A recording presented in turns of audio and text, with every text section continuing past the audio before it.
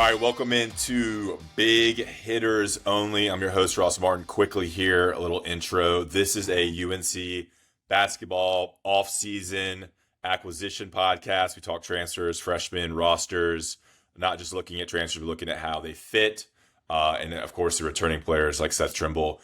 We bring on Riley Davis first. We go about 45 minutes, I believe, on UNC's roster, the starting lineup, important depth pieces, thoughts on the different acquisitions that UNC made, the future of Hubert Davis at UNC, and what Riley kind of likes and doesn't like about this roster and what it could be for the 2025-26 season. We then bring on 24/7 Sports national college basketball writer and CBS Sports national college basketball writer Isaac Trotter, a coworker of mine and a colleague. And, he brings a national perspective, but also just watches and knows a lot of ball. He goes deep on his three most important players for UNC next season. We go deep on Luka Bogovac and what he brings to UNC, along with kind of how these pieces fit for Hubert's fifth season at the helm in Chapel Hill. He provides a little bit national perspective on kind of how the national college basketball world is interpreting UNC at this point with the $14 million roster and what Hubert Davis's future looks like in Chapel Hill before getting into some of the other coaches that were added to college basketball this year. So it's a really good offseason UNC basketball podcast, of course, brought to you by drinkdeltaspirits.com, a cannabis THC-based beverage, great over ice, blueberry lemonade, cherry limeade, Paloma, blueberry lemonade, really refreshing. Don't have a hangover, no alcohol. It's all THC. You will feel it. Great to split with your partner after work, on the porch, on the patio, as people move to less alcohol in their consumption. DrinkDeltaSpirits.com. Use promo code BHO10 for 10% off your order. They also have this bottle, which is kind of like a liquor substitute, which you can make cocktails out of. Can still be very delicious and will get you high. All right, we got Riley Davis and we got Isaac Trotter talking UNC hoops. Hope you enjoyed this episode of Big Hitters Only. All right, now we bring on Riley Davis of Sleepers Media to the Big Hitters Only podcast. Riley's around UNC basketball a lot. Saw him last couple years, kind of covering UNC for a variety of different reasons. You had or have a UNC podcast. But also do a lot of podcasting with Sleepers Media. We're going to talk all things UNC roster for the 2025-26 season. Haven't talked basketball in a month or two, so I want to dive into this roster. Riley, what's up, man? Man, not a whole lot. I appreciate you having me on. I've loved tapping into Big Hitters Only over the past year. I think you do great coverage with both basketball and football, so enjoyed a lot of the shows over the season and happy to finally make my appearance, man. It's interesting, I think anytime you retool a roster like Carolina did this past season, it yields itself to a lot of hope, even with questions surrounding Hubert Davis. Can he put it together? Will even year Hubert become a thing yet again, where Carolina's really good on the even years? But yeah, I think when you just bring in so many newcomers, I would say it's good for the fan base after a year like last where, there wasn't much joy. You kind of want to flush it and move forward, So I'm excited. I would say I'm pretty excited about this roster to see how it shakes out. I think there'll be a lot of good storylines to monitor throughout the season, but I'm excited to talk about it. Hubert entering his fifth year at UNC, and you can just tell Riley is a polished podcaster, jumping right into the content. We got two hosts here, so it's going to be a pretty well-moving podcast that, fits all the timing we want. All right, yeah, I feel in general here, I've been kind of trying to develop my thoughts on this roster. I've been watching tape here and there. Obviously, when the players committed, you see the highlights, you see the tape. The Jaden Young, I think I was traveling or something when he committed, so that I just reviewed his tape. And you're trying to figure out how these parts fit, right? UNC brings back Seth Davis. Seth Trimble. I'm in my off-season form right now. Seth Trimble, James Brown, and Zayden High, who was not on the team last year. You assume Seth Trimble slots in as the two. He probably moves back and forth 1, 2, 3. Can play all of them, and then it's like a whole new roster. It's going to be tons of players that have not played together. It's a lot of players that they're projecting in terms of potential, like players that were pretty good last year and are ready for that sophomore year jump or that junior year jump or that final year jump. And I think I don't know, what would you give just on paper the transfer portal class, the job Jim Tanner and Hubert Davis did? What grade would you give it? A, B, C, D, plus, minus, etc.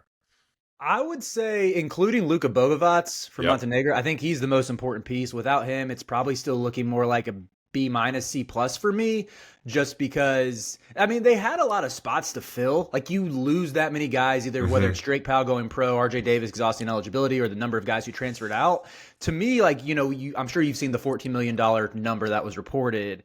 I think they had to spread it out a lot to where there's not like the clear cut star because they had to bring in like 9 new guys. But I think Luka to me was the one who fulfilled that big need of a shot creator to where I would say his addition moves it all the way up to a B plus. Yeah. And they're like you mentioned, they're banking on a lot of guys breaking out, whether it's Henry Vasar, who was awesome in stretches last year, or whether it's Caleb Wilson hitting the ground running and looking like a top 5 pick, or whether it's Luka transitioning seamlessly from the ABA into NCAA basketball. But I don't know, man. I see the vision for the pieces to fit. I still have questions about how this staff is going to optimize them, but just like in a vacuum, the players themselves, I think Tanner and the staff did a really good job just flipping the roster completely, even if there's not. To me, I would consider Vasar like a headline grabber. That's just because I watched a lot of Arizona last year and fell in love with his game. But there's not it's not like what Rob Wright was for BYU, like the best point guard in the portal, or Donovan Dent to UCLA, another one of the top point guards in the portal. Like it's not quite the needle moving names like that, but they got a lot of good pieces. Yeah, I mean, yeah, you're nailing the main themes there. I was gonna say B plus too. Like on paper, it looks pretty solid, especially when you add in Luka Bogovac. But yeah, no like headlining alpha dog in terms of a score. Concerns in general about a point guard, a facilitator, someone who can really get things going, like to replace Elliot Cadeau. And I really wanted the guy who went to Florida from Harvard. I thought he'd be fantastic for UNC. But yeah, they had money and they had to spread it out and they had to really pay high for Caleb Wilson coming in, for Henry Vasar coming in. A lot of these players demanded a lot of money and they made the moves. I thought this year in general, they seemed more organized. Working with Jim Tanner and Hubert Davis, like they kind of had their targets. All right, if we don't get this guy, where are we going? They missed out on a couple of point guards. All right, next step is Kyron Evans, who we project to be a combo guard, point guard in his junior season. If Drake Powell's gone, we have Jonathan Powell, and then we can maybe let this guy go and put a lot of money towards an international prospect. And kudos for them in getting the international prospect in Luka, because they really needed a scorer, an alpha scorer, a shooter, 6'5", 6'6" wing, and they secured him. Hopefully he is what they need and kind of fits what they desire and need at that position. All right, let's get into it. I'm going to go through all the players briefly, and then let's dive into let's see. I'll probably have you give me what you think your starting lineup is, and then we'll go into kind of the bench and the depth, including kind of players that are coming back, like what James Brown's role looks like, what Zayden High's role looks like, etc. All right, so transfer-wise, make sure I don't miss anybody as I kind of get back into it. Transfer-wise, I think it was it Jonathan Powell committed first, a wing from West Virginia, entering his sophomore year. Henry Vasar, the center out of Arizona. I think he has 2 years eligibility after playing 2 at Arizona, 7-footer, beast, athletic. And then you have Kyan Evans out of Colorado State. Combo guard, wasn't the alpha last year or the main guy for Colorado State, kind of played behind a more dominant scorer, I believe. Comes into UNC and expected to start at point guard, but hasn't played full-time point guard at the college level yet. Jaron Stevenson, a local guy from the Chapel Hill, Pittsburgh area, spent, I think, 2 seasons at Alabama. He enrolled early and comes in as a 6'11", kind of athletic 4. Probably can play some center, can maybe play some 3 in a big lineup. And then Jaden Young out of Virginia Tech, kind of a backup shooting guard wing for UNC. Tar Heels also bring in 3 freshmen. Caleb Wilson is the star. Power forward out of Atlanta, 6'9", 205, 5-star. Got some good honors on the All-Star circuit. Forgot to mention Luka Bogovac, 6'5", out of Montenegro. Played a bunch of years professionally. And and it was 22, I think, when he comes to UNC, if he makes it. Isaiah Dennis is a freshman out of Davidson Day, and Derek Dixon is another freshman out of Gonzaga High School in Washington, D.C., a combo guard. Dixon probably projects to play a little bit more than Dennis. Dixon could be the backup point guard for the Tar Heels. All right, and then you have Seth Trimble, Zayden High, and James Brown. Did I miss anyone on the roster that's a scholarship player? Yeah, I think that's the whole roster right now. I know they're sitting at 12 scholarships filled. They still got 3 open if they want to add any more like developmental guys or end of rotation pieces. So we'll see. But yeah, I think the only probably looking at them just adding like this is not sourced or anything, but my hypothesis would be if they add anybody this late, it'd probably be like the lower budget international guys who played like second, third divisions in domestic leagues or whatever. But yeah, because I know your former employers at IC said they're still looking to add a couple developmental pieces, but we'll see what happens with that. But yeah. And the new thing is with the house settlement, I believe, I got to dive into the house settlement, but like you can have 15 players in your roster and all of them can be scholarship players. Mm-hmm. So, but you can only have 15 players. So like, for example, Hubert Davis' son will be on scholarship, even though he's technically a walk-on, and he will count towards the 15, which is just odd. So you don't have the JV players coming up. You can't have 18 players on the roster with like 5 walk-ons. So they could add three more scholarship players, developmental guys, freshmen, another transfer, a lot of different ways they could go with that. But yeah, that's kind of what we have right now. All right, what is your starting lineup next year? First game. I think it's going to be Kyan at the 1, Trimble at the 2, Luka at the 3, Caleb Wilson at the 4, and Henry Vasar at the 5, which maybe you could argue, like, does Luka or Seth guard the other team's best perimeter option at the 3? Let's say it looks like that, but that's a little bit of semantics because pretty much I think the ball's going to be in Luka's hands a ton. Just looking at his tape with SC Derby, like he played on ball a ton, played out of ball screens, gives you that like the dribble pull-up game that Carolina needs like after losing RJ Davis. But yeah, to me, when you're even breaking it down by like what are guys getting paid, who are getting paid to play like these big time starter minutes, like 30 plus minutes a game, I would be surprised if that's not the day one lineup. Maybe you could talk me into Hubert leaning on like the vet again and putting Stevenson in there instead of Caleb Wilson. But I'm a Jared Stevenson fan. I think Caleb Wilson's like in a completely different stratosphere just in terms of athlete, upside, like prospect, to where if Hubert wants to keep his job long term and wants to repair the kind of the perception right now that UNC just leans on its vets and doesn't play their freshmen, like you got to start Caleb Wilson for day one. Like there's no reason not to. Yeah. I think you're right. That's the lineup I would go. I have seen someone, I think it was my colleague Isaac Trotter, kind of put an or with Stevenson and Caleb Wilson. But yeah, I think you just roll with the freshman because you want him to play a lot, especially in those first couple games. Play a lot, make some mistakes, kind of get comfortable so that by the time February, March rolls around, he's rolling. You also want to get rid of that 5-star, shadow cloud over UNC where they don't play their 5 stars and they transfer or leave. Stock goes down. I mean, you want Caleb Wilson to play a lot, to look awesome, to be athletic, and then be a top 15 pick next year. All right, so point guard. We think Kyan Evans is going to start there. Do you see Seth Trimble playing any point guard? And I agree, Luka does look really good off of the screen roll action. He's long, he's athletic, he's good in space. It looks like he has the maturity and like the basketball IQ to make a lot of decisions that maybe Kyan Evans hasn't had to do yet, or Seth Trimble hasn't had to do yet. How do you see that point guard spot working out? Do we see 25 minutes of Kyan and then maybe see 10 minutes with Luka and Kyan moves to the 2, or Derek Dixon comes in? How do you see that kind of break it down? Yeah, I think that's a great question as well. To me, like I don't really envision Trimble getting minutes at the 1 unless it's kind of nominal and the ball is still in Luka's hands.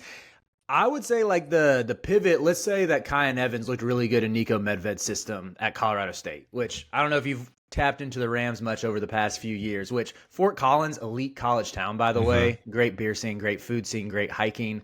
Love it. Can't wait to talk to Kyan about that at press conferences and stuff. But, they like Nico Medved runs a motion heavy scheme where this past year, Nick Clifford, who's going to be a probably a lottery pick, was their point wing essentially. And Evans played really well off of him. Like, he's really good at relocating. He's good at finding the open window in the defense to get free for a three.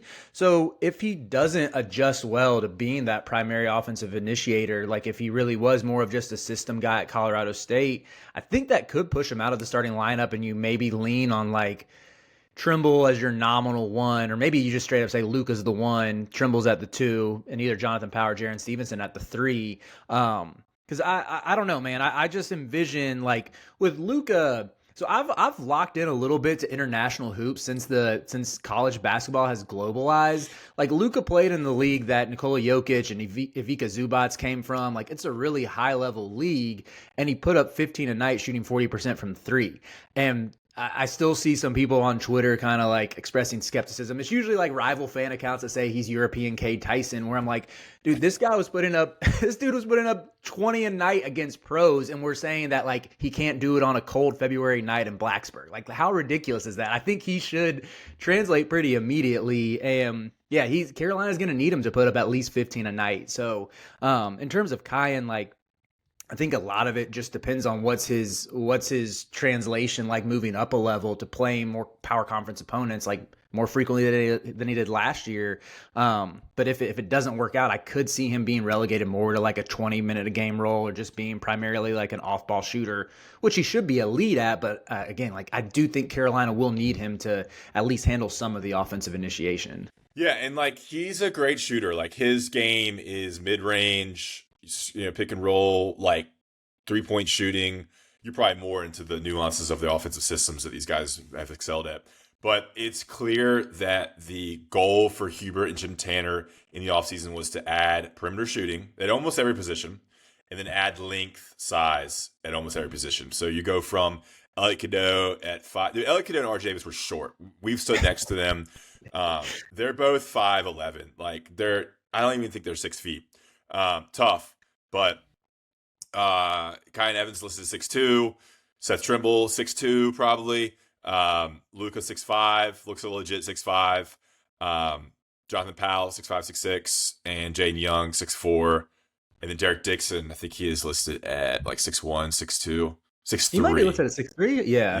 So I'm not sure about that. He's probably more realistically like 6'1", 6'2". Yeah. So there is more size and length, and look. Yeah, there's a lot of guys who can step in and play some of the one or the combo guard. Like, who knows, Dixon, everything we hear about him, I haven't watched too much of his tape either, but like, he seems like just a guy who has a high IQ, not super athletic, but just steady.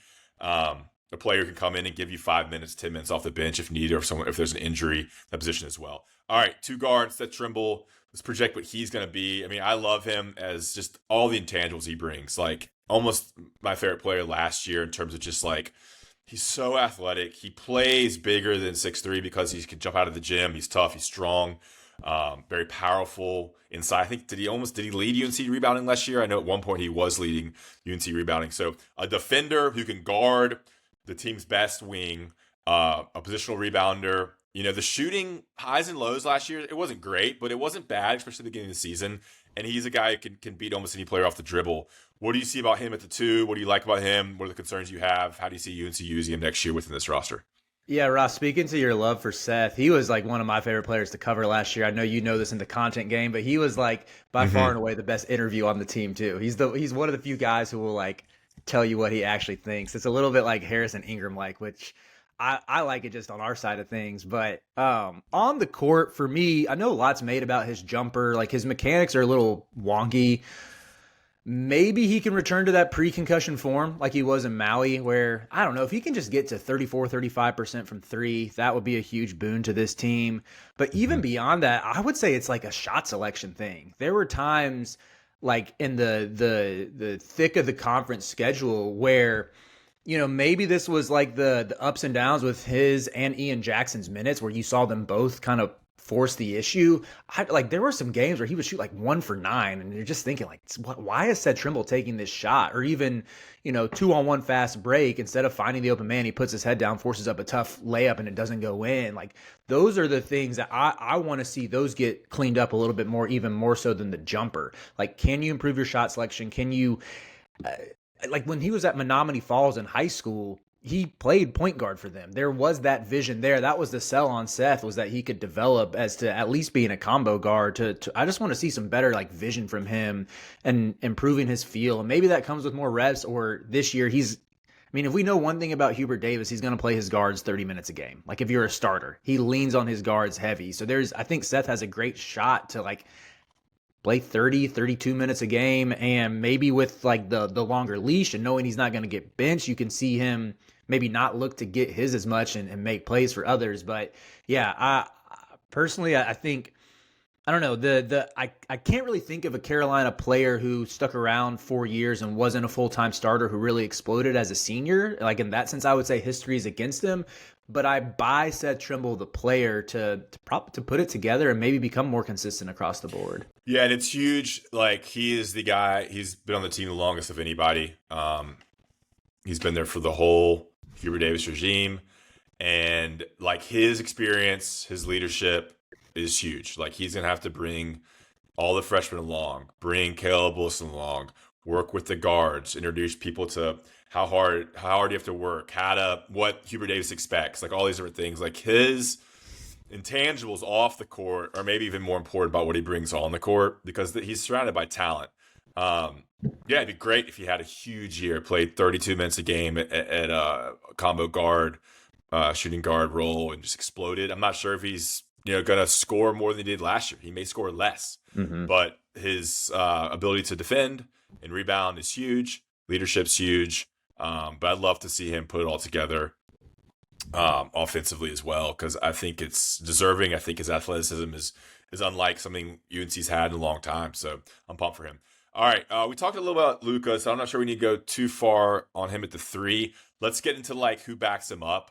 Jonathan Powell and Jaden Young. I mean, those guys are all interchangeable too at like the 2 as well. I could see Luka playing some 2, going big and putting Jonathan Powell at the 3 and putting Luka, and you have a little bit longer lineup there at the 2 and 3 with Seth at the 1 or Kyan at the 1. So what do you like from how that position and what UNC did at the wing kind of works out? And I mean, I guess I don't think Isaiah Dennis is even worth mentioning. I don't think he's going to play much next year. Yeah. I would say Powell to me is the most intriguing bench option there for sure. Just looking at, shot 35% from 3 for a team that was on the bubble, but had a lot of high quality wins in the Big 12. Like they beat Iowa State. So, they like before all of Iowa State's injury that knocked them out of the top 10, like there was a while where they were cooking. And Powell stepped in when Tucker DeVries got hurt for West Virginia last year, and because he was like a fringe top 100 kid, didn't really have the highest expectations. But I think pretty much his role at West Virginia was just to be a sniper, like spot up shooter, can come off screens a little bit. Didn't really do much else. Don't really know if he can dribble.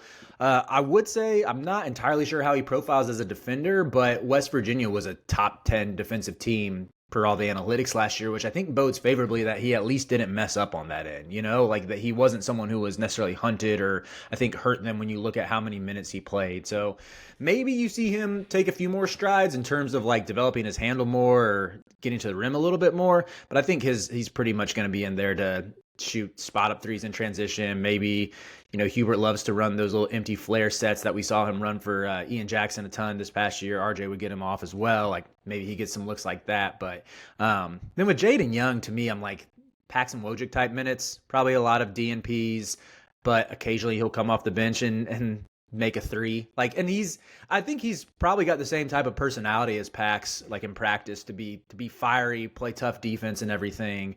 But yeah, I'm not really expecting him to be a big contributor. Yeah, so Jonathan Powell, I think what I like about him the most is, I mean, he has so much potential. Like, he played really well as a freshman. Like, last year, he got a lot of experience, 32 games, 23 starts, 30 minutes per game in the Big 12. Like, that's pretty freaking good. 8.3 points, 3.1 rebounds, 37% from the field, and 35% as a freshman from 3. Like, you'll take that. You'll take 35 from anybody. So the fact that he did that, look, he's probably why it wasn't the focus of the defense. But shooting 35%, you're doing that in the Big 12. That should translate to his role at UNC. He may not be playing as much, but I could see him being the first player off the bench, or at least the first wing off the bench. Him and Jaren Stevenson, depending on who starts, who doesn't, being the first 2 guys off the bench. and then bringing in shooting, like just knock jumpers and then develop. And the good thing about him is he probably has another year or two at UNC if he decides to stay. So you're kind of seeing like that's a good transfer. You get a transfer who's has a little bit of experience, a little development at West Virginia, and then he transfers up a little bit to UNC. I don't know if that's up right now, depending on where UNC is, and you get him with years of eligibility. Like you want to keep him for another year. That's how these teams should be built. You need retention, retention, retention. That's why I'm a little concerned at the lack of retention UNC had, and that it might affect chemistry. And just guys haven't played a lot together. Jane Young, Greensboro guy, Greensboro Day School. Depth piece, yeah, like you said, 5 minutes maybe. Backup, wing, guard. From what he played in the ACC last year. His highlights look good. You're not seeing the bad moments, but you're seeing him make some shots on that. Have you seen that YouTube page, like transfer? The transfer tapes or whatever. Yeah, it's great. College basketball scouting transfer. Like they have highlights on every player. It's great. Yeah. I think with him, it's just when you look at the percentage, he was sub 35% from the field, and like West Virginia Tech, like dude, they just were not a serious basketball team last year, and a lot of the ACC was not playing real basketball. When you look at like Miami and Syracuse, that's why to me it's like I don't even know how to weigh his experience because I guess knowing what to expect in ACC play is helpful, but like is it good experience playing for such a bad team? Who knows? But I do love, like, he did that interview with IC where he was talking about how much he loves Carolina and knows what it means, like knows what the program means, like it's a dream to wear the jersey. But he's also like a fearless type dude who's not gonna, like, you could tell this in the Memphis exhibition last year that Cade Tyson. Am I allowed to like criticize? He's pretty much a professional. You can say whatever the fuck you want on here. Okay, Cade Tyson looked like he couldn't believe he was wearing a UNC jersey, like in the Michigan exhibition the Memphis exhibition last year. I think this is a dream school for Jaden Young, but I don't think he's gonna feel that way. Like, oh, I don't belong here, So you like that attitude, at least that he'll come in and compete, but could be a great locker room guy too. I would just say in terms of like on court production. I'm not really like expecting much. Yeah, I mean, Hubert's known for not really going too deep in his bench anyway. Last year was a little bit of an anomaly, but 7-player rotation, 8-player rotation is probably the max. We'll see. Yeah, guy who wants to play for UNC, you want that. You want him to come back next year.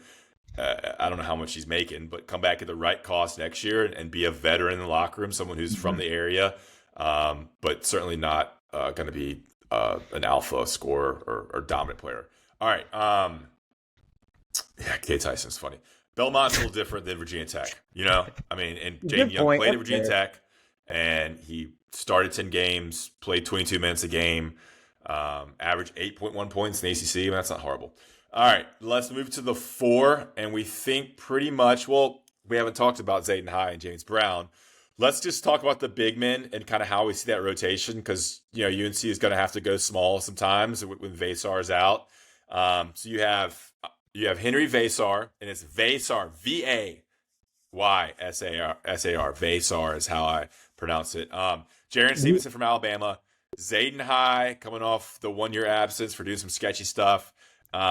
James Brown with the bifocals in his second year. Seems like an electric personality. And then you have Caleb Wilson, the 5-star phenom. You think Wilson starts, Jaron Stevenson kind of comes off and relieves him. Henry Vasar starts the 5. How do you see the rotation break down? What do you see High's role and Brown's role within this roster? It's kind of like they don't really have a backup center. Yeah. They kind of have 4 4s and 1 center. Right. Yeah. I wonder, I could see Stevenson playing some backup 5 maybe just because of his size. And I don't think his block numbers were great at Alabama, but at least that was like the sell on him coming out of high school. He's got good length plus wingspan. Maybe he can give you some shot blocking. But yeah, Zayden High is a curious case to me. Ross, I don't know if you remember the camp scrimmage last year, like literally around this time last year. Someone filmed it, put it on YouTube. I was there and got to watch the game in person. Zayden High was playing like someone who was not going to let Vin Allen Lubin steal his minutes. Like he was playing like someone who was like, okay, yeah, y'all wanted Coleman Hawkins. Well, guess what? You got Coleman Hawkins at home right here. Like he was knocking down threes. He was blocking shots, looked really confident. But again, it's a camp scrimmage. You don't know. Like we have no reason to believe that Zayden's going to be even like capable of 10 minutes a game this year. Maybe he puts it all together. He definitely has the skills. I think when you look at the pedigree, like played on the EYBL circuit, played at AZ Compass, and was part of a really good team there. And I think had some of that ability to make plays like from the top of the key or off the short roll, and at least plays with fire defensively. To where maybe this is his breakout. James Brown, I have no idea what to expect from. Like there were times last year where he looked competent when he was thrown to the fire. There are other times where it was like, dude, who is this guy, and why is Hubert telling him that his jersey is going to hang in the rafters? Did he say that about James Brown? Yeah, that was like a quote. That was like a quote back in January. That was like, I told James Brown his jersey will be hanging in the rafters. Yeah, Zayden High, energy guy. From what I remember, clapping in the opponent's face, talking shit. He's not very big. I saw him at the baseball game a couple weeks ago. Like, he's 6'8", 6'9". That he's skinny. Energy guy. I just am always been turned off to him since his TikTok. When he was on his official visit, it was just so bad. That's just the generation. That's just Gen Z, though, right? I know, but his was just bad. A lot of the TikToks from this team I'm turned off with. They're just so stupid. But yeah, Zayden High, James Brown, depth pieces, energy guys. Who knows? Both of them are not going to play a lot. Maybe one guy can give you 10, 15 minutes here and there. I'm interested also, like, could Caleb Wilson play some 5? He's so long and athletic. Do you go small and fast, put Caleb Wilson at the 5, when Henry Vasar is getting, some rest, and then play, Powell at the 4 or Jaron Stevenson at the 4, whatever. Just go small, Luka Bogovac at the 4, and just run teams with a lot of shooting, because I think Wilson's so athletic. He can block shots, he can defend, but he may get beasted down low. There is a concern, like, there's just not a lot of, like, girth and, like, bulk to this team. That's kind of where Van Allen Lubin might have come in. Like, if they go against a big, powerful front line that has, a really solid 250-pound power forward and a 7-foot 260 center, like, are they going to be able to withstand and defend that, rebound against that? Now, they have the bodies. They can throw a lot of bodies at you, draw some fouls. There's just not really a good, solid backup center or a bulky guy. Like an Armando Bacot, you could always trust. Like, guy was a warrior. Like, he could rebound against anyone, score against anyone, and was very, very reliable down low. So, yeah, and I don't think Stevenson, he's more of an outside player, like more perimeter 4, perimeter 5. That's a good question, and it would I would say, like, don't get me wrong, I would have liked to have Lubin back playing like 10 minutes a game. Saw your tweet about him. That's what alerted me to, like, maybe I'll get Riley on to talk Tar Heels. As a whole, I think the whole, like, NC State fans trying to dunk on UNC fans for taking Van Allen Lubin, it's like, cool, like, we upgraded. Sorry about it. Like, maybe try to get a better center so you're not taking Van Allen Lubin. Do you know what happened with his whole deal? I know, like, I wouldn't say I have any direct ties to the situation, but I think it was Tar Heel Illustrated. I think it was AJ who reported that, like, he heard Jaron Stevenson was getting more money and then wanted to, like, opt out of his deal, basically, to get more money. I think he had a 2-year contract with UNC, so he was, like, signed to come back at what he was making. I think he saw that he could make more money. Yeah, either that's Jaron Stevenson or just seeing, like, look, I could probably go somewhere else and make money. But UNC had to, like, release him first out of his deal. UNC agreed to do that because they were like, all right, this guy is trying to get more money out of us. We don't want to get more money. We could probably use that money elsewhere, for Luka, for international wing. They wanted to put that money towards a scoring wing. So they released him from his contract. That's when he opened up his recruitment. UNC gets Luka because they have more money. Who knows how much they're paying him. And then Van Allen Lubin signs with NC State. But yeah, I think they would definitely have had him back, probably for the same price he was making. And he was pretty good last year with Elliot Cadeau on the screen roll. But he's limited. He's 6'8". He can't shoot. Undersized a little bit against any sort of size. He wasn't that great, but he's just a solid guy. I think he will at State probably average 12 and 6, 12 and 8, or whatever. They're gonna play him a lot, but anyway. I think it made sense for him just with the big man market. Like, there's not many centers in the portal. Like someone, I'm sure NC State compensated him very handsomely, but even like, yeah, I'm with you. Like I would have liked to have him as a backup big because of the hustle, because of the physicality, even with his limitations. But it does bring up a kind of a conundrum to me. Like I still think in terms of a backup big, I either want someone who's like, even if they're undersized, just very offensively skilled, and that's not Lubin. Someone who can dribble, who can shoot a little bit, or someone who's a 7-footer, even if they're raw, and just comes in and blocks shots and grabs boards. Yeah. Whether you want a defensive specialist or an offensive specialist, I would say Lubin was somewhere in between of just an undersized hustle guy who can be really productive offensively with a good point guard. So. All right. Yeah, that's my take. Sorry, let's talk about Vasar here. We haven't talked about him too much. Man, it's exciting watching this tape. He honestly didn't play as much at Arizona, as you would think. Comes in just like, oh, we got this stud center. But he only made 5 starts last year. Played 20.8 minutes per game. And played in 37 games, but I'm surprised he wasn't used more. Maybe a reason he transferred. 9.4 points at Arizona last season, 3.5 rebounds, 0.8 blocks. You would think that'd be a little bit higher.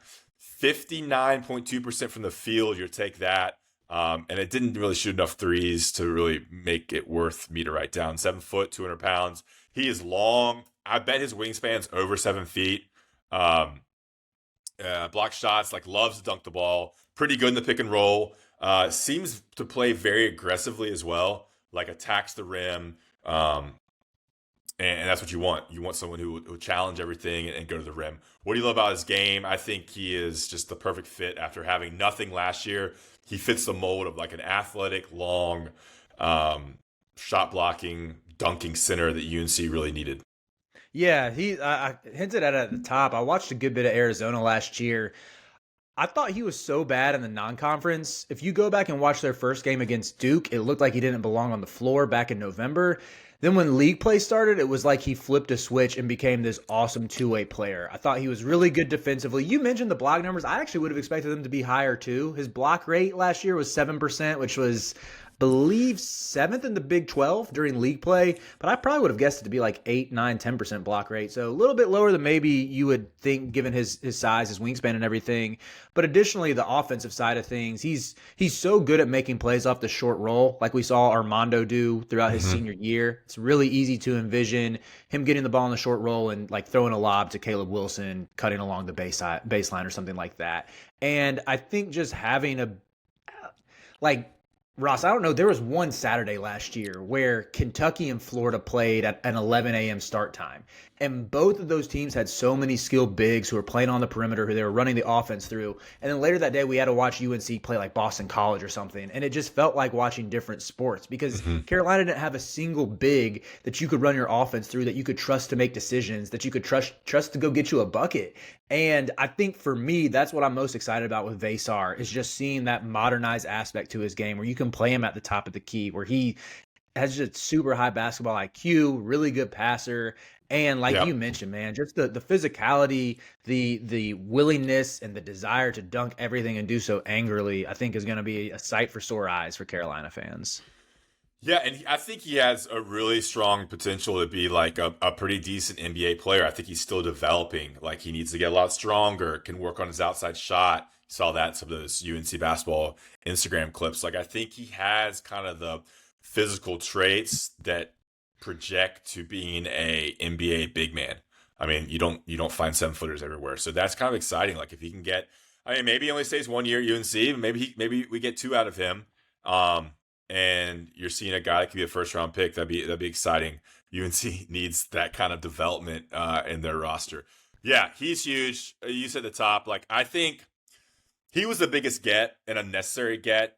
Maybe not the most important player on this team. I think that kind of falls on Cayenne or Luka, because I think those two guys have to be really good for this team to be good. But look, as we get into a broader discussion of what this team looks like and what it projects to, if Cayenne is just a little bit better than last year and can run the point, if Luka looks like he looks in the league he played in over in Eastern Europe, and can knock down 35 to 40% of his threes, and everybody else kind of projects to where they are, and Henry Vasar projects to being what he is, takes another step forward. This team looks really good on paper. Like Caleb Wilson, like if he's anywhere close to kind of that 5-star status, and that then provides kind of an athletic leap and rebounding and defense and some transition scoring. Like they have a lot of really, really cool pieces. It just needs to all come together. That's why this summer is so important. Why conditioning and weight training in September and October are going to be huge for this team. Like they need playing pickup all the time. Like the OGs, the unks need to come back and work with them and like get them going. And like none of this, like we don't play pickup bullshit you've heard over the years. Like this team has a critical 3 months here to really bond.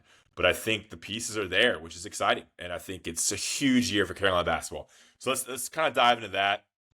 It's a discussion I've had with many people. I'm sure you've had on your group chats and your UNC conversations. Like, what is it going to take? Like, what do you see? Because you went to UNC, right? Mm-hmm. Yeah, UNC grad, cover UNC. You've been around this program for a long time now. Like, what does Hubert need to do this season to keep his job? Because this is the year. He's been given a $14 million roster, GM, all the pieces are there. What do you want to see out of him in terms of just like wins, ACC, and NCAA tournament, how far they go?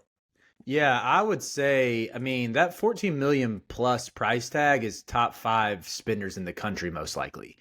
And with the flukiness of March, I'd be hesitant to say, like, you got to get to a Final Four to keep it. Yeah. I think you got to get to the Elite Eight. If you're not a 1 or a 2 seed, you got to get to the Elite Eight. There's a little more flexibility if you're a 1 or a 2 seed.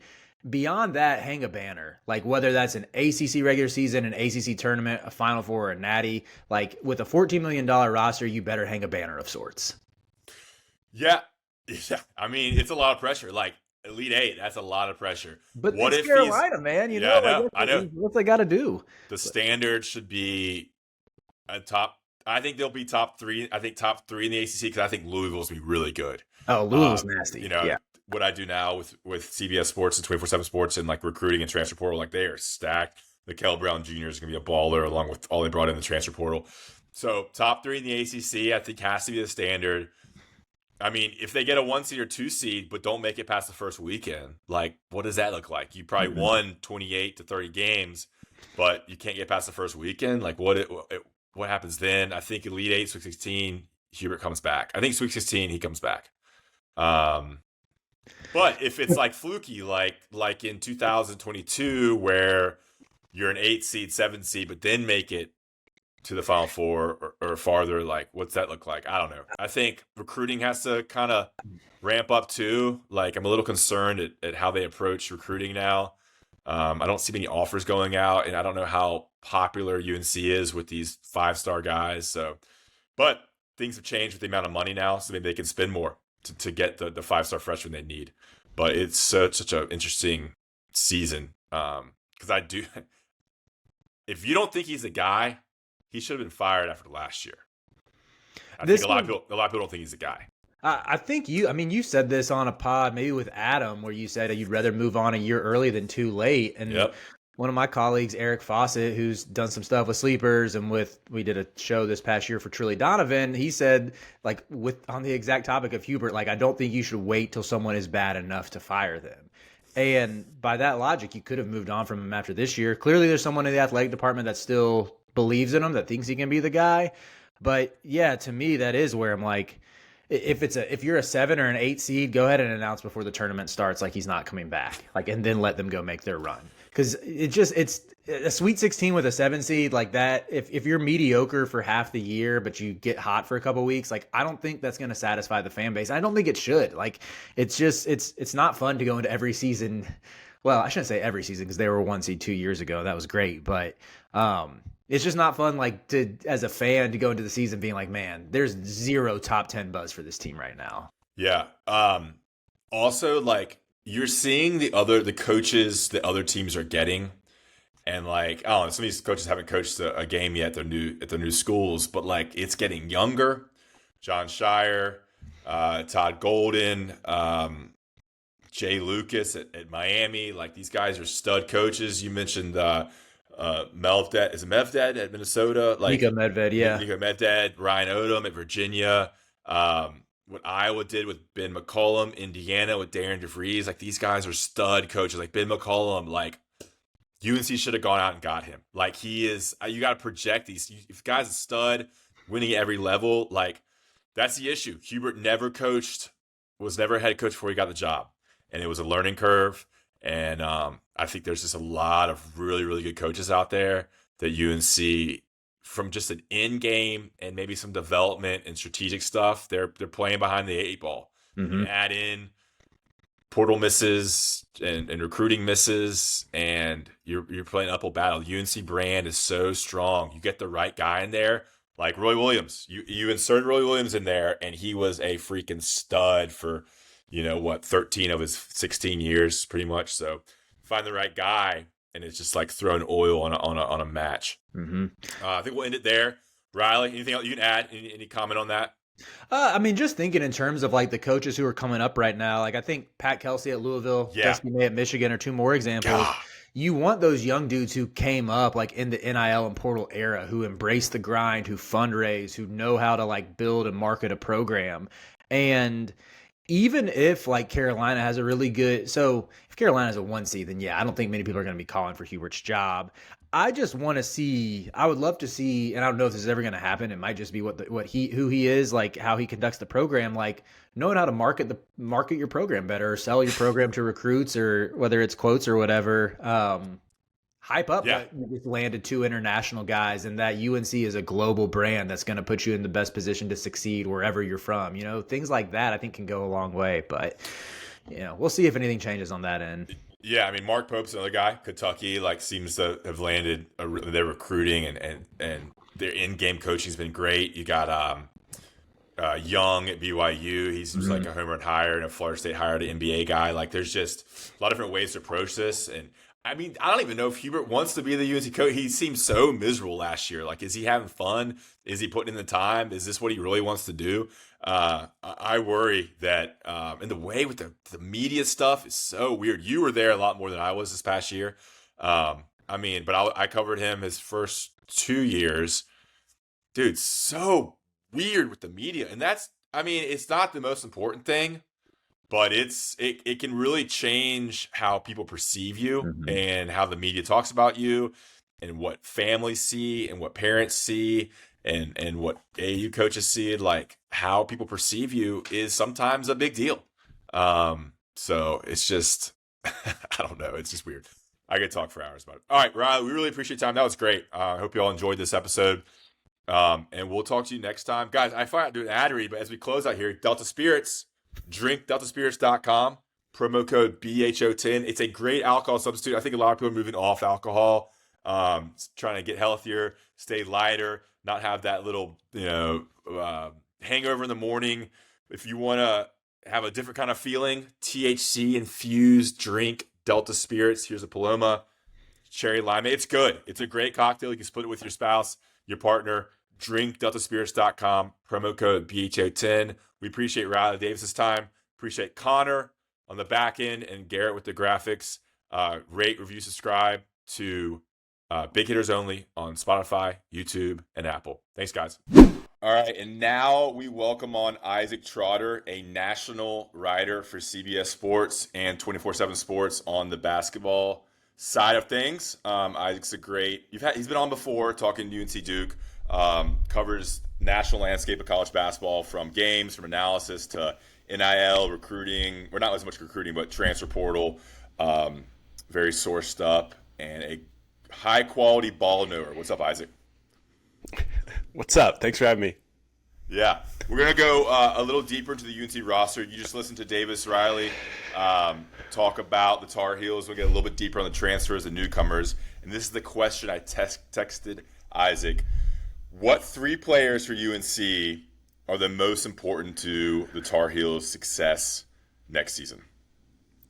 It's a great question, because I think this team is kind of built to be a little bit deeper and kind of maybe beat you with a little bit different guy every single night. It's not just going to be the RJ Davis show on a single basis. For me, it starts with Henry Vasar. I think the transfer out of Arizona has a chance to be the best center in the ACC and one of the elite centers in college basketball. The two-way impact that he has is just remarkable. Last year, I'm kind of looking at some of the advanced metrics. Arizona's defense was 14 points per 100 possessions better against top 100 teams with Vasar on the floor. So, like, what does that mean? It means, like, he is an unbelievable rim protector. He completely changed the complexion of that defense. The guards could be way more aggressive defensively at the point of attack because he's on the floor. And, I think he's an NBA player. When you factor in the rim protection, when you factor in the ability to shoot threes, he's so good in pick and rolls, like deciphering defenses and finding cutters. He's a high-level player, and I think that he has a chance to be as impactful as anybody on this team. I don't think he's going to lead this team in scoring. I don't think he's going to be the guy that, like, gets those first-team preseason All-ACC honors or stuff like that. But I think his impact on both ends of the ball is going to be really, really as important as any player on this team. He'd be number one. For me, number two is Let me jump probably... in here. Yeah, let's do that. What you got? Why did he only start 5 games last year for Arizona? And why did he only play 20.8 minutes?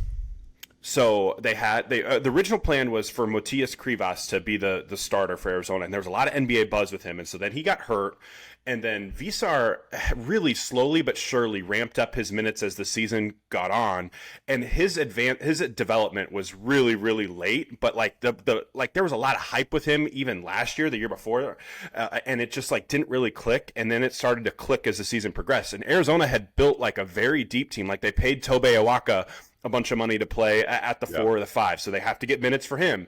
They had Krivas there, right? Like there's a lot going on here where they had a lot of depth accrued, and as the season got on, Vasar quickly started to show down especially in Big 12 play, like we're best when he's on the floor. And so I think that's when you started to see him start to play 30, 31, 33 minutes even at times as well. So that kind of explains it.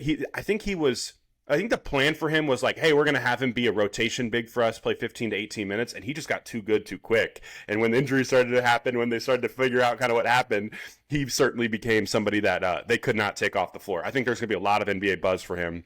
After this week, after the NBA draft ends this week, when you start thinking about next year, I think you're going to see his name start to pop up. It just seems like he's a guy who's ready to like burst on the scene. He's got 2 years of college experience under his belt. He's a little older than a 2-year player because I think he's been in college for 3 years. So, like, with the right point guard or combo guard or distributor, I mean, he can explode at Carolina. I think that's what fans are expecting. I mean, it was a huge get for the Tar Heels. I mean, I just think he is what they look like. Like, everybody looks for a rim protector who can also shoot threes. Like, that's what they look like. And there's just not many of those in the college ranks.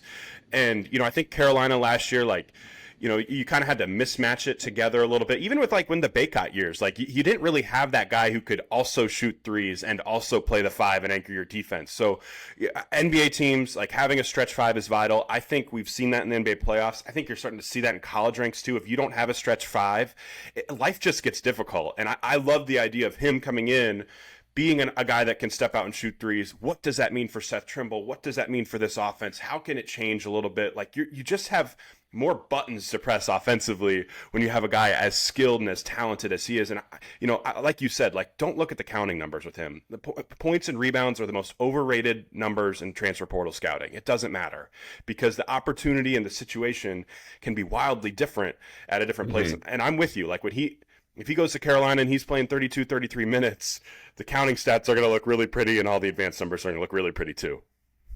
Yeah, for sure. I can't remember last time UNC had like a pure shot blocking above the rim center. I think of John Henson and Tyler Zeller. That was like 2012. So it's been a while that you have a 7-footer who tries to dunk everything, which Vasar certainly is. All right, let's get to your number 2 most important player for UNC next season. For me, it's Seth Trimble. I think the keeping him out of the portal is really, really important and getting him back because I think this Carolina defense just has to be better. And part of that is the elite rim protection that Vasar has and having more perimeter size. But I think Trimble's point of attack defense is going to be phenomenal. And I think just the roster build, Seth is probably one of the bigger winners of the guys who chose to stay because the roster that he was playing on last year ended up being clunky, right? Like you have small guards, you have guards that need the ball in their hands. There's a lot of isolation basketball, and like Seth's trying to figure out what's my role in all of this. Like this year, I feel like he's set up to thrive a little bit more. Vasar's, when you can stretch the floor, that pulls that shot blocker away. The rim's going to be wide open for a guy like Trimble, who is one of the elite drivers in the ACC last year, who gets to the free throw line a ton. That just is perfect for his game. Kyan Evans can shoot it. Bogovac can shoot it. We'll get to him. Jaren Stevenson, Jonathan Powell. Like, you're going to have more options where you have 3-4+ shooters on the floor at their positions. And that really opens the door for Trimble to set the stages and be one of the better guards in this league. Like, I think that we've seen flashes of him being really impactful, but the situation has just gotten so much better for him. And if the paint is open, and if he can get after it in transition, and if he can get after it at the rim, and he's constantly getting to the free throw line, he could average 13, 14 points a game next year without really making threes. And then if you have another jump where the threes go in, then you could start to see a situation where, he's putting together a pretty special senior season. And you're huge on retention, not just with returning players, but also like transfers getting multiple years. But I mean, Seth Trimble's going to have to be that leader, that experienced guy, that defender. Like, he's going to wear a lot of hats next year, I think. And I mean, he may be fourth on the team in scoring or third on the team in scoring, but his rebounding, defense, leadership, bringing the transfers along, meshing them together this summer, leading up to the season is going to be huge for how good this team will be. And I think UNC fans are hoping for like a breakout year in one way or another, and for him to see some success after just not being a major player until really last year and still not even starting. So if he gets the opportunity to start, which we expect him to start at the 2, for just things to click, and I think that will with what surrounds him. All right, your third most important player for the Tar Heels next year. It's Kyan Evans. I think a lot of this team is built on Kyan being that dude. I mean, they paid him like a guy as much as any of the lead guards in the portal. The type of numbers that you heard with Kyan Evans, upwards of $2 million, is on par with some of the elite guards in the portal, and you need him to play like that. Now, I think it's nuanced a little bit. I think if you want to talk yourself into Kyan being a bust, there are worlds where you can have that outcome, because Colorado State's offense and North Carolina's offense are completely different. Nico Medved, who is the former coach there, he now takes over at Minnesota. It was a lot of Princeton actions. It's like very much of a pass and cut, a lot of flow actions, heavy cutting scheme. Like, they create a bunch of open threes. It's a lot of shots at the rim. It's they just use mismatches in different ways as to create flow. Carolina's offense, even last year and the year before, when they had like the really, really good team, it's a lot of like do him offense. It's like, hey, find a mismatch, and like Harrison Ingram, go bully ball this smaller guard that you found. Like RJ Davis, go across up the 5 that got switched onto you. So it's like, it's very different offenses that he's going into, and now he's going to be asked to play a different role. Last year he was kind of playing off the ball, kind of like as like the co-star next to Nick Clifford, who's going to hear his name as a NBA and the first round of the NBA draft. This year at Carolina, he could be like that initiator point guard, and that's the type of role that they're going to need to have him have. But I mean, then you watch the tape. Like, so that being said, like, yes, there's a chance where the Carolina offense is so different than Colorado State that it could be a little bit clunky. But you watch the tape, he was over 40% on catch and shoot threes, and he was over 40% on off the dribble threes. I have not found a guard in the portal that hit over 40% on both of those at that high volume. So he's a little different. Like, that type of number makes you get really excited. That like translates, right? I mean, that works. I don't know. We're kind of burned now by Kay Tyson, but like, if you can make both those off the dribble and off the catch, like, that translates to a lot of different levels. Great point. It's different. So if you're looking at Cade's profile transferring up, I think one thing that I missed, other people missed, we weren't really as locked in on it. Cade barely took any off the dribble threes last year. It was all catch and shoots. It's all, hey, you're creating for me this open shot. In theory, that should have worked at Carolina. Obviously, it didn't. We don't have to rehash all of those things. But like, there's been real success of guys that make off the dribble threes that are transferring up to the different level or higher level, and they continue to be successful. I think Jacoby Gillespie is a really good example of this. He was at Belmont, transferred to Maryland, and was one of the best guards in the league. And I think that's the type of vision you have for Kyan Evans transferring up. Like, can you be our version of Jacoby Gillespie, where maybe you're not a little bit undersized, and maybe you're a scorer, not necessarily a true point guard, but your ability to shoot it at a high level, super competitive. That's something that with Kyan that you constantly see on tape, really, really competitive. I think he's going to give a crap defensively. Like, he's not going to be someone you can pick on a nightly basis. And I love the jump that he took between November and March. Like, the player he was in November as a sophomore compared to the player he was down the stretch in February and March is different. And, I also think that level factors here too. The Mountain West is tough. That's a great league with really physical. It's really well scouted. Teams know your strengths and weaknesses a lot. You get to play each other multiple times. Like, that's different than some of the super leagues where it's only, I mean, the 18 teams, you're not going to play each other twice. Mountain West, like, they know everything about you, and he still took a jump. And so that makes me excited about him. I've talked about it. I wrote about it. Like, he had a 25% turnover rate in his pick and rolls. If you're asking him to come in and run like 300 pick and rolls this year, like an Elliott Cadeau, that's probably not the recipe for success for him. But I think he can be a really, really impactful player. And if you can be, if he's the third or fourth best player on this team, that's a really good problem to have. Other guys have to take steps in the right direction. But if he's your number 3, number 4, I think you're probably better than a lot of number 3 or number 4s on other teams. Yeah, don't they need him to be, I mean, maybe not the number 2 or 3 scorer, but they need him to be like the third best player. Like, he's going to play what you'd hope 33 to 35 minutes a game, right? Like, he Totally. needs to be really good for this UNC team to be really good, unless Seth Trimble can play some point guard. Like this, I mean, Kyan Evans is like the distributor, the point guard. Like, he's taken on a very critical role. He really is. And I think the blend here is really important because the more I've looked at it, it's like Luka, we'll get to him in a little bit, he can really handle it. And Seth can handle it a little bit and ran a decent amount of pick and rolls last year. And Kyan can run a decent amount of pick and rolls. I don't think it's a scenario where you're bringing him in and he's going 75% of the pick and rolls as Kyan Evans. Like, I wonder if there's a little bit of a blend with this offense where it's a little bit of Luka, it's a little bit of Seth, it's a little bit of Kyan, like just based on the matchups, who's the weakest defender, who are they guarding? We can play all these guys on or off the ball. That type of versatility is kind of what you need, and I think it might maximize Kyan's game a little bit more than necessarily being like, yo, like regardless of opponent, like Kyan, you're running every single ball screen for us. I think being smarter and using them as different ways to mesh this backcourt together might elevate their strengths and also cover up some of the weaknesses, because like I just don't think you can trust all of them to be primary ball handlers, but I think you could trust each of them to be secondary ball handlers, and together maybe that meshes into something that could be really impactful. Yeah, because if Kyan can play off the ball a little bit and Luka brings the ball up, then you have the guy who can shoot off the catch there as well. Let's get into Luka. So you named this. I mean, I think Luka has to be really good too. I think the national perspective of this roster was pretty bad until they got Luka, and he kind of completed, like, all right, they needed a scoring wing who can really fill it up, can shoot, can handle a little bit, and they kind of got the perfect guy for that if his game translates from the league he was in over there in Montenegro or Eastern Europe, wherever he was, to the college game. You've watched tape. I remember you texted me when you were watching his tape. Will his game translate? How tough is that league he was in? Does he project to be an NBA player? How do you see him fitting into this UNC team? Let's dive deep here on Luka Boga. Let me pronounce this right. Luka Bogovac.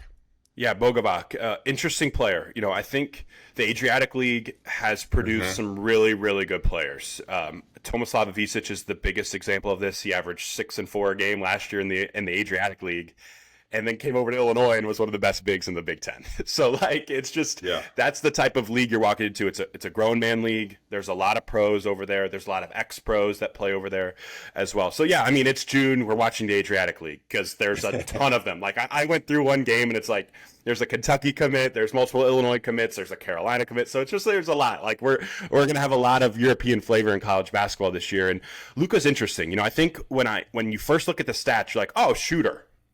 When I watch the game, he's a lot more on the ball than I thought. Like, he is not this off-ball, just catch-and-shoot guy. He is a big-time on-ball player. So here's some good and here's some bad. I think he's a 2-level scorer. He can really get it going from 3, and the mid-range pull-ups that he has are nice. Like, he can get to that. Like, it feels like every big European guard that's like 6'5" can really play with the ball in his hands and get to those little step backs. Like, they just have a really good understanding of pace and feel and creating understanding, like, pick and rolls. So I think he can definitely play on the ball. I don't think he's a point guard, but I think he's a good secondary guy. He gets that pull-up jumper. Like I said, obviously the 3 is really, really important. He does not get to the rim much. And so that's a question that I have for him. Like how athletic is he? I think he's going to be a good college player, but I don't know if he's going to be like, hey, top of the scouting report, he's our superstar lead guard, number 1 option, because he doesn't quite get to the rim at a high level. He shot just 50% at the rim in half-court scenarios.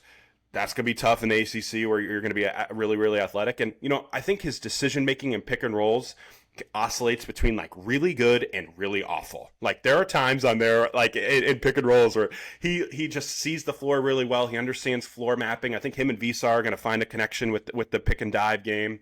But then there's other times where he can make some pretty rough reads when he's trying to find off-ball shooters and stuff like that. So it's an interesting eval, because I think Andrei Stojakovic, the Cal transfer, would have been like A+.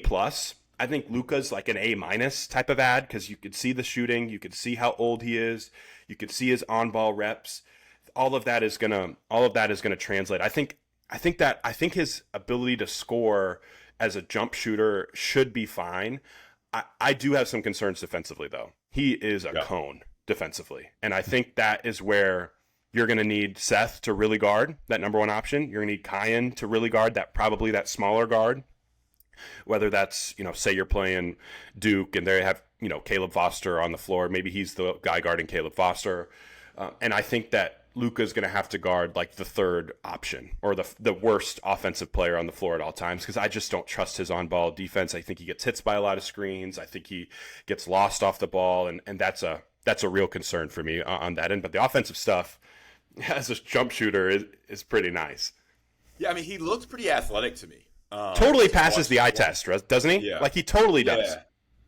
Just like, I mean, he has a great size. He looks like he has kind of the athleticism that's a little would stand out against lesser peers.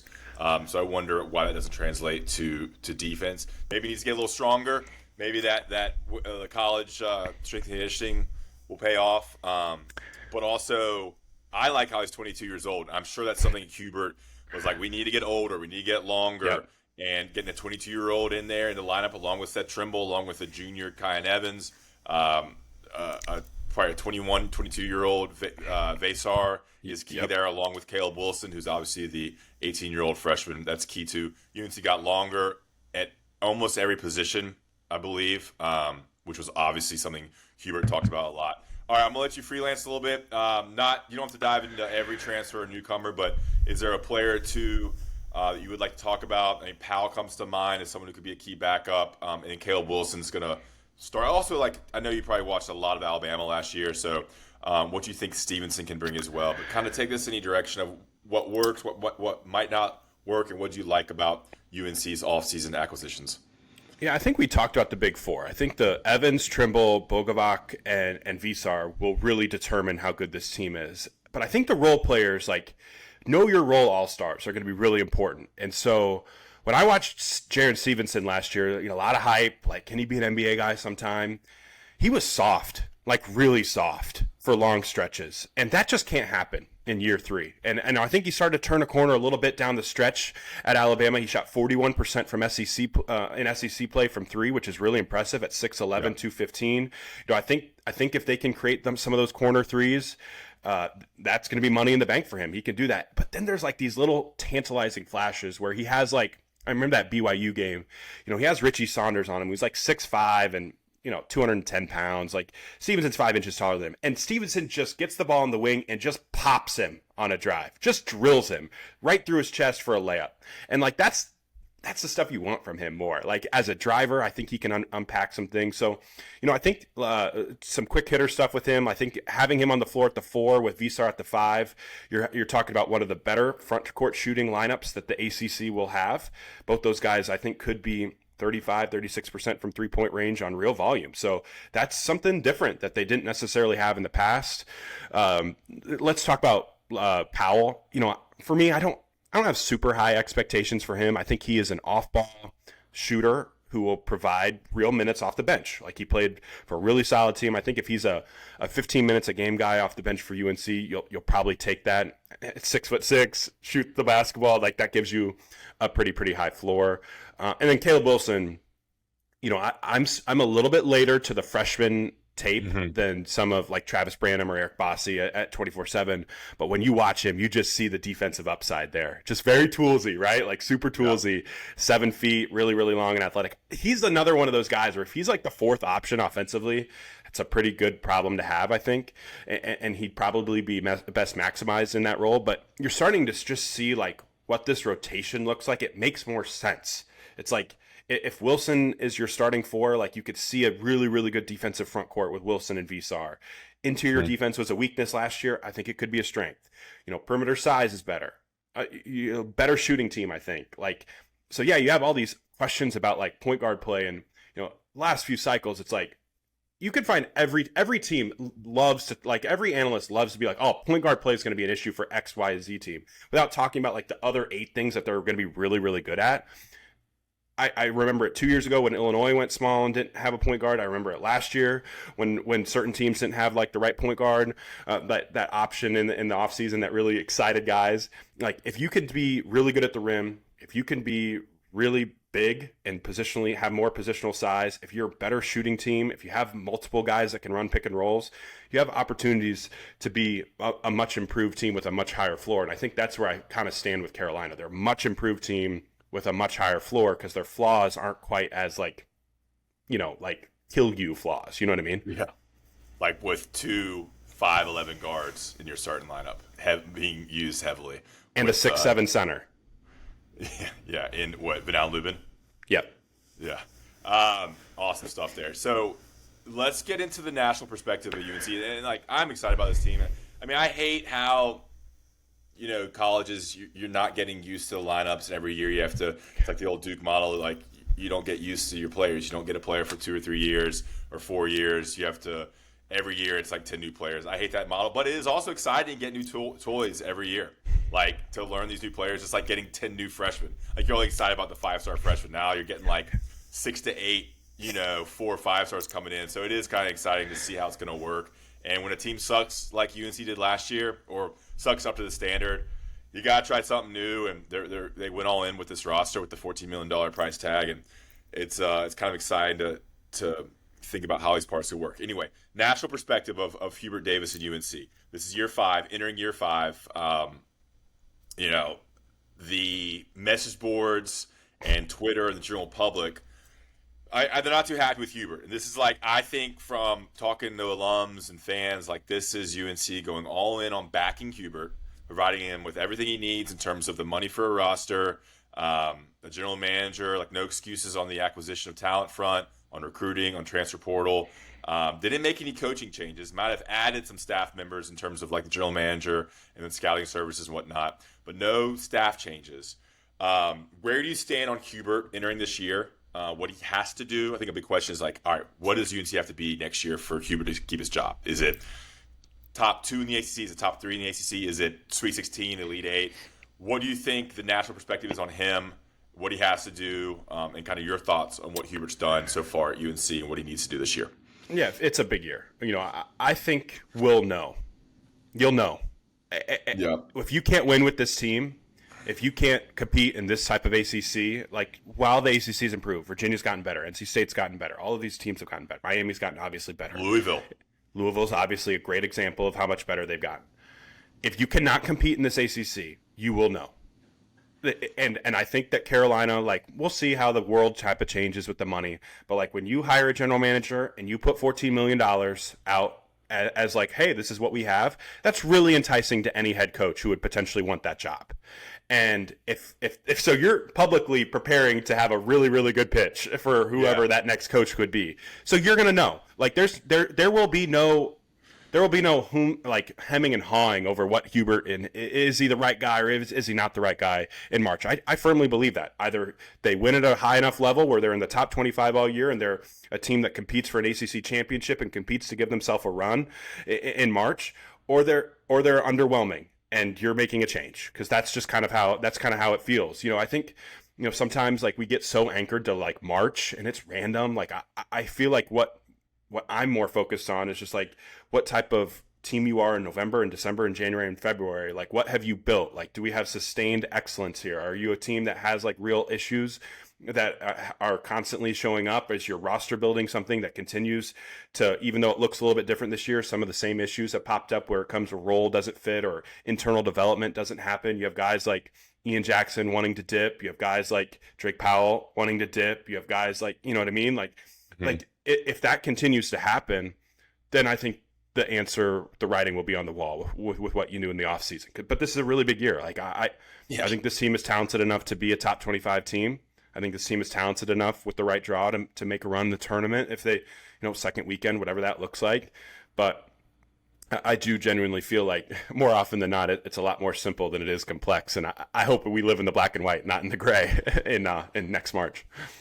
Yeah, it's kind of like you touched on it. It's like if they had the right coach with this roster, like there wouldn't be a question. Like if they have someone who can really in-game coach, X's and O's and just beat teams based on, a good roster and strategizing, like the UNC is such a special program in terms of like what they can acquire talent-wise with the right coach that like you need that put that person in whether it's Hubert or not. But if they do let go of Hubert, like it's all set up to take the next step. Because now the money like is not a excuse. Like they can pay, and with the revenue share, like I guess it become more balanced. Like even though there's gonna be cheating anyway, but like man, I think if like you look at all the other coaches that teams have hired in the last 2 years, like the last 2 cycles, and like man, you're like that's a good coach. UNC could have had him. UNC could have had this guy, Ben McCollum, Darian DeVries, like all these really talented young coaches who are still like in their 30s or 40s. And you're like, and you look at Florida, Duke, like these young studs, and we're stuck with this guy who, I don't know, it's an issue. It's fascinating because I think I think there's a national perspective of like UNC had $14 million and this is the roster they put together. Yeah, like. On paper, like I understand that. Like there's a big question. Does Luka translate? Does Kyan translate? Is Henry Vasar ready to be like, that dude that like, if you watch basketball, you probably love Henry Vasar, but can he actually put it together as that go-to guy over a full year span? Like that's a real narrative around UNC this year. $14 million and this is the roster with all these questions. And like maybe it works. Maybe it comes together and works. And I think like you could talk yourself into it. And I like the idea of what this team has built. I think this team has a much higher floor, like we've talked about.